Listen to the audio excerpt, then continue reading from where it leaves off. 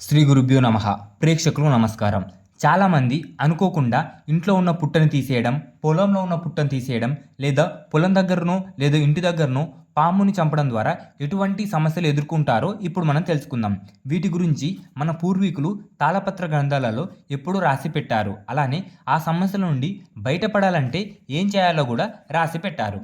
ఇప్పుడు పూర్తి విషయంలోకి వెళ్ళే ముందు మీరు లేదా మీ కుటుంబ సభ్యులు అనేక సమస్యలతో బాధపడడం వల్ల, లేదా మీరు భార్యాభర్తల సమస్యలు, ప్రేమికుల సమస్యలు, వశీకరణ సమస్యలు, చేతబడి సమస్యలతో బాధపడుతున్నట్లయితే గురువుగారిని సంప్రదించండి. గురువుగారు మీ ప్రతి సమస్యకు సమాధానం వెంటనే తెలియజేస్తారు. గురువుగారి ఫోన్ నెంబర్ 8143537182.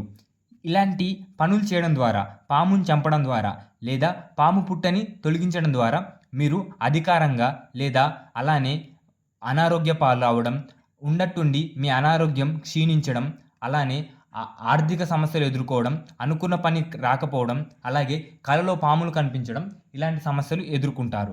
ఇలాంటి సమస్యలు ఎదుర్కొనేవారు మీరు 7 స్వాములకు అంటే 7 పాములకు వారికి మీరు పూజ చేయాలి. అది ఎవరో ఇప్పుడు తెలుసుకుందాం.